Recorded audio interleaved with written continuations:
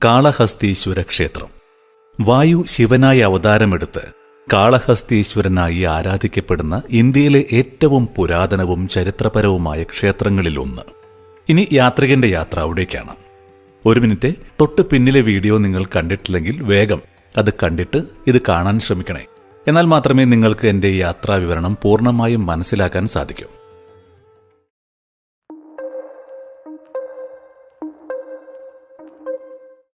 ശ്രീ പത്മാവതി അമ്മവരി ക്ഷേത്രത്തിൽ നിന്നും ഇന്നലെ രാത്രി ഇവിടെ എത്തിയതാണ്. പിന്നെ ഈ ക്ഷേത്രത്തിലെ പാർക്കിങ്ങിൽ വണ്ടി പാർക്ക് ചെയ്ത് സുഖമായി കിടന്നുറങ്ങി. ഇപ്പോൾ സമയം ഏകദേശം 5:30 കഴിഞ്ഞിട്ടുണ്ട്. 6 മണിക്കാണ് ക്ഷേത്രം ഭക്തർക്കായി തുറന്നു നൽകുന്നത്. 25 കിലോമീറ്റർ അകലെയുള്ള തിരുപ്പതി വിമാനത്താവളമാണ് ഇവിടെ നിന്ന് ഏറ്റവും അടുത്തുള്ള വിമാനത്താവളം. ശ്രീകാളഹസ്തിയിൽ നിന്ന് 25 കിലോമീറ്റർ അകലെ റെനിഗുണ്ടയിലാണ് ഏറ്റവും അടുത്തുള്ള പ്രധാന റെയിൽവേ സ്റ്റേഷൻ.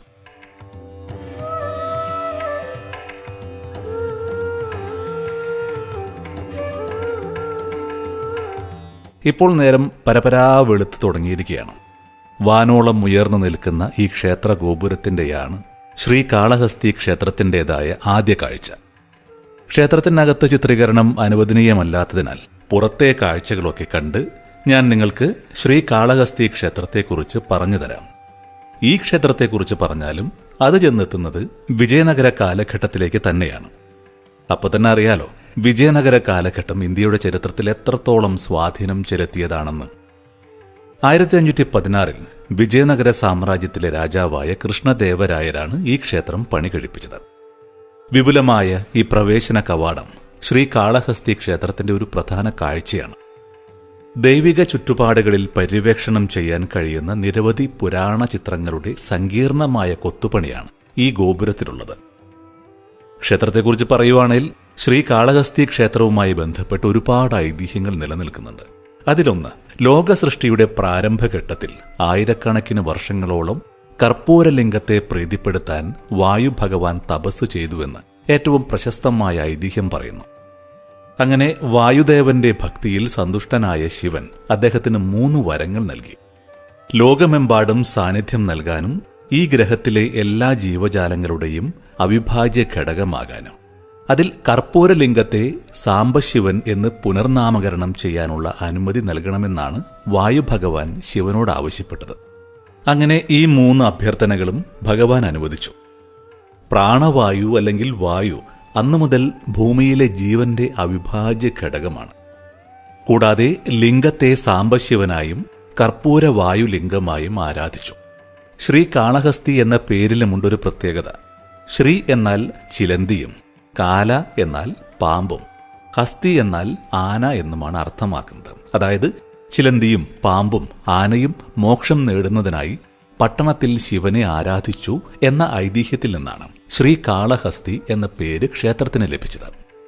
ഈ ഐതിഹ്യത്തിന്റെ കാതൽ പല മതവിശ്വാസികളും ഒരു അടയാളമായി കണക്കാക്കപ്പെടുന്നു. അതിനാൽ 5-ാം നൂറ്റാണ്ടിൽ പല്ലവ കാലഘട്ടത്തിലാണ് ശ്രീകാളഹസ്തി ക്ഷേത്രം നിർമ്മിക്കപ്പെട്ടത്. ക്ഷേത്ര സമുച്ചയത്തിന്റെ കൂടുതൽ വിപുലീകരണവും നവീകരണങ്ങളും ഏറ്റവും പുതിയ പല നിർമ്മിതികളും 11-ാം നൂറ്റാണ്ടിൽ ചോളരാജ്യത്തിന്റെ ഭരണകാലത്തും 16-ാം നൂറ്റാണ്ടിൽ വിജയനഗര രാജവംശത്തിന്റെയും കാലത്തുമാണ് നടന്നിട്ടുള്ളത്.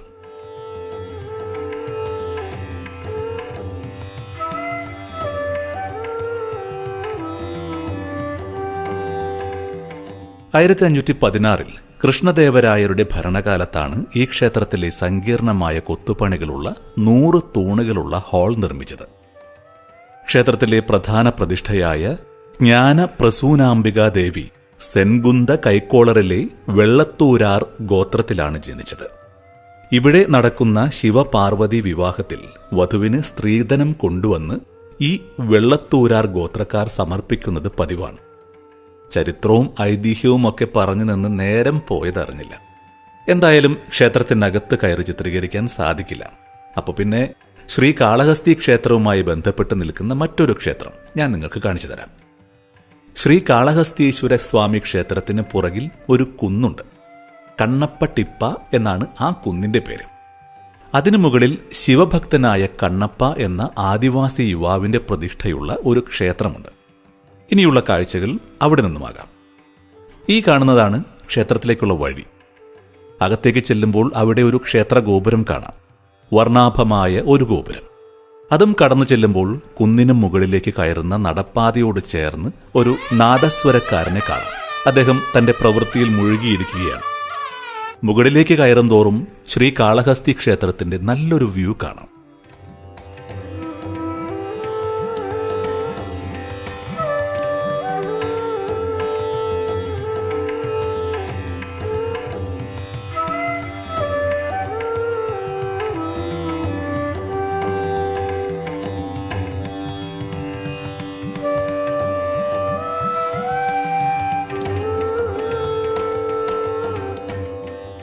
ഏതായാലും ഇവിടെ നിന്ന് സമയം കളയുന്നില്ല. മുകളിലെത്തിയാൽ ഇതിലും നല്ല കാഴ്ചകൾ കാണാൻ പറ്റൂലോ.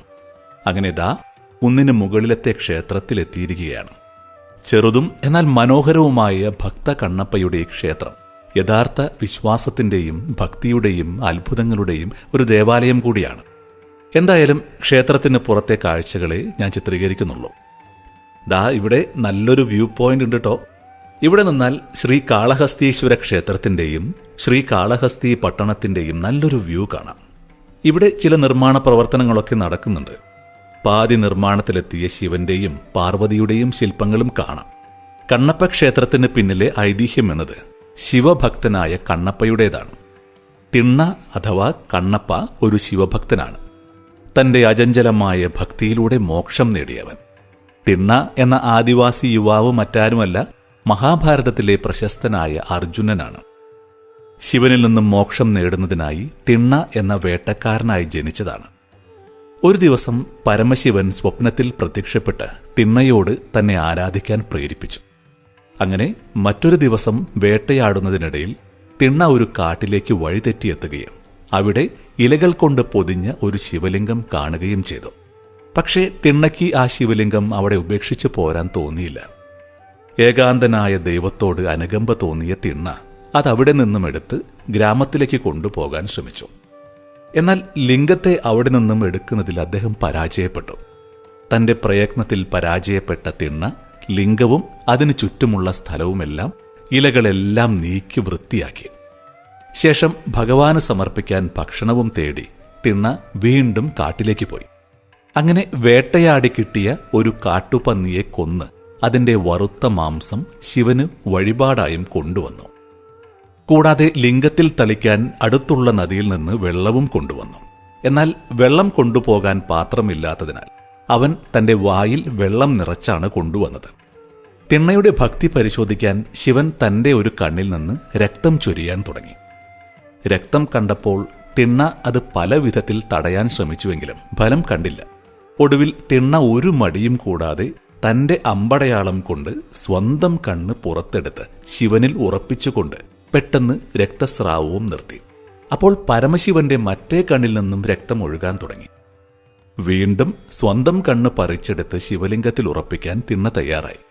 എന്നാൽ താൻ അന്ധനാകാൻ സാധ്യതയുള്ളതിനാൽ തന്റെ കണ്ണ് യഥാസ്ഥാനത്ത് വെക്കേണ്ടതുകൊണ്ടും അദ്ദേഹം തന്റെ ഒരു കാൽ ശിവലിംഗത്തിന്റെ മുകളിൽ വെച്ച് മറ്റേ കണ്ണ് ചൂണ്ടാൻ തുടങ്ങി.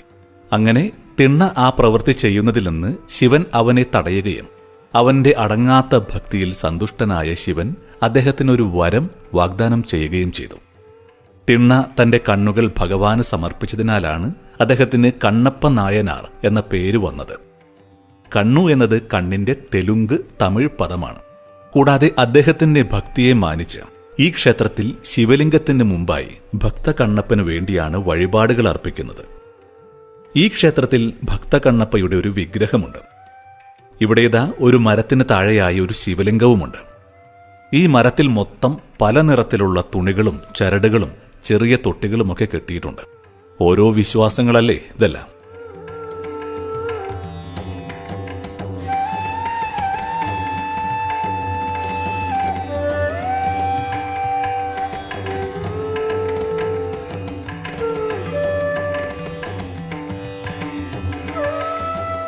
ഇനി ഏതായാലും ഞാൻ പതിയെ താഴേക്ക് തന്നെ ഇറങ്ങുകയാണ്. തിരിച്ചിറങ്ങുന്ന ഈ പാതയിൽ ഇപ്പോൾ നാദസ്വരക്കാരുടെ എണ്ണം കൂടിയിട്ടുണ്ട്. അവർ നല്ല രീതിയിൽ കൊട്ടിത്തിമിർക്കുകയാണ്.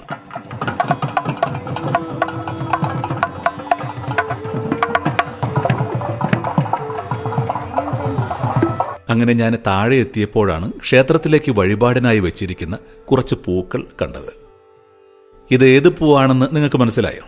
നാഗലിംഗ പുഷ്പം, ശിവലിംഗ പുഷ്പം എന്നൊക്കെ ഈ പൂവിനെ പറയാറുണ്ട്. പക്ഷേ എല്ലാ നാട്ടിലും ഈ പേരല്ലാതെ മറ്റ് പല പേരുകളും ഉണ്ടാവും. ക്ഷേത്രങ്ങളിലാണ് ഈ പൂവിന്റെ മരങ്ങൾ കൂടുതലായും കാണാറ്. പണ്ടൊക്കെ ഈ പൂക്കൾ കൈകൊണ്ടെടുക്കാൻ പോലും സമ്മതിക്കില്ല. ഇപ്പോഴും അങ്ങനെ തന്നെയാണ്, അല്ലാതെ വലിയ മാറ്റമൊന്നും വന്നിട്ടില്ല. കൊറോപിത്ത ജനുസിൽപ്പെട്ട കൊറോപിത്ത ഗുയിനൻസിസ് എന്ന പൂവാണിത്. നമ്മുടെ നാട്ടിലൊക്കെ ഒന്ന് തൊടാൻ പോലും സമ്മതിക്കാത്ത ഈ പൂവിൽ ഒരുപാട് ഔഷധ ഗുണങ്ങളൊക്കെയുണ്ട്. ഹൈപ്പർ ടെൻഷൻ, മുഴകൾ, വേദന, വീക്കം എന്നിവ ചികിത്സിക്കാൻ ആമസോണിയൻ സ്വദേശികൾ ഈ മരത്തിന്റെ പല ഭാഗങ്ങളുടെയും സത്ത് ഉപയോഗിക്കുന്നുണ്ട്. ജലദോഷം, വയറുവേദന, ചർമ്മരോഗങ്ങൾ, മുറിവുകൾ, മലേറിയ, പല്ലുവേദന എന്നിവ ചികിത്സിക്കാനും ഇത് ഉപയോഗിക്കുന്നു. നമ്മുടെ നാടുകളിൽ വിശ്വാസത്തിന്റെ പേര് പറഞ്ഞ് സംരക്ഷിച്ചു നിർത്തുന്ന പല മരങ്ങളും മറ്റു നാടുകളിൽ ഭക്ഷണയോഗ്യമാക്കുന്നതും ഇതുപോലെ മറ്റ് ആവശ്യങ്ങൾക്കായി ഉപയോഗിക്കുന്നതും ഞാൻ കണ്ടിട്ടുണ്ട്. യാത്രകൾ ഇങ്ങനെയാണ്. വിശ്വാസങ്ങളെക്കാൾ കൂടുതൽ അറിവുകളാണ് നമുക്ക് സമ്മാനിക്കുന്നത്. അങ്ങനെ പറയുവാണെങ്കിൽ ആന്ധ്രയിലൂടെയുള്ള ഈ യാത്ര എനിക്ക് ഒരുപാട് അറിവുകളാണ് നൽകിയത്. എൻ്റെ ഈ ആന്ധ്ര യാത്രയുടെ അവസാന ദിവസമാണിന്ന്. ഈ അവസാന വേളയിൽ ഞാൻ ഇനി ഒരു സ്ഥലത്തു കൂടി പോകുന്നുണ്ട്. അങ്ങനെ ശ്രീ കാളിഹസ്തീശ്വരനോടും യാത്ര പറഞ്ഞ് ഞാൻ ഇവിടെ നിന്നും യാത്രയാവുകയാണ് എൻ്റെ ഈ ആന്ധ്ര യാത്രയുടെ അവസാന ഭാഗങ്ങളിലേക്ക്.